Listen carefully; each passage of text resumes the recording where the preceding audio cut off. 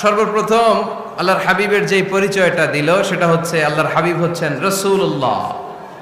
আওয়াজ করে বলেন তো তিনি কি ছিলেন? আল্লাহ রাসূল ছিলেন। দ্বিতীয় যে পরিচয়টা কোরআন আমাদেরকে দেয় সেটা হচ্ছে তিনি যেন তেন রাসূল নন, তিনি হচ্ছেন শেষ রাসূল, শেষ নবী, খাতামুন নবিয়্যিন।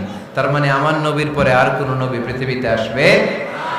তিন নাম্বার কোরআন যে পরিচয়টা আল্লাহর হাবিবের আমাদের সামনে তুলে ধরেছে সেটা হচ্ছে তিনি রাসূল ছিলেন, শেষ রাসূল ছিলেন, তবে তিনি মানুষ ছিলেন। তিনি কি ছিলেন? আওয়াজ করে বলেন। আমার নবী কি জিন ছিল?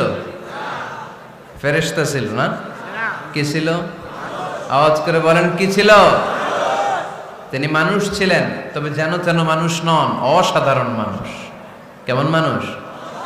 তিনি মানব, সাধারণ মানব নন, তিনি মহামানব। অনেকে বলে ইউসুফ আলাইহিস সালাম নবীদের মধ্যে সবচাইতে সুন্দর নবী ছিলেন, বলে না অনেকে? শোনেন নাই আপনারা? এটা ঠিক, উনি অনেক সুন্দর ছিলেন, কিন্তু আমার নবীর চাইতে বেশি সুন্দর।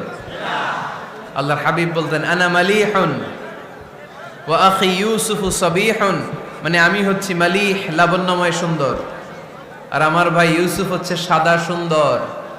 একদিকে লাবণ্যময় সুন্দর, আরেকদিকে সাদা সুন্দর, কোনটার দাম বেশি? চিল্লায় বলতে হবে কোনটা? আল্লাহর হাবিব ছিলেন মালিহ। মালিহ শব্দটা এসেছে মিলহন থেকে। মিলহন মানে লবণ, মিলহন মানে কি? লবণ। লবণ থেকে লাবণ্যময়। আল্লাহর হাবিব ছিলেন মালিহ, এত সুন্দর ছিলেন। আম্মা জান আয়েশা যখন শুনলেন ওয়াকাত্তা'না আইদিয়াহুন, মিশরের নারীরা বুর্তুকাল কাটতে যে, লেবু কাটতে যে, কমলা লেবু কাটতে যে সাইয়েদনা ইউসুফ আলাইহিস সালামকে যখন দেখলেন, আল্লাহ নবী ইউসুফ আলাইহিস সালামের চেহারার মাধুর্যতা এত সুন্দর ছিল, এত চমৎকার চেহারার গ্ল্যান্স, এটা দেখে মিশরের নারীরা লেবু কাটতে যে আঙ্গুল কেটে ফেলেছিল। আল্লাহর কোরআন সাক্ষী, সুবহানাল্লাহ পড়ে।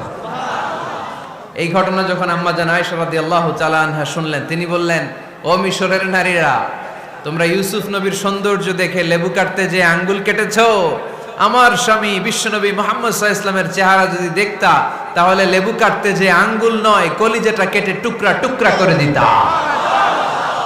আবার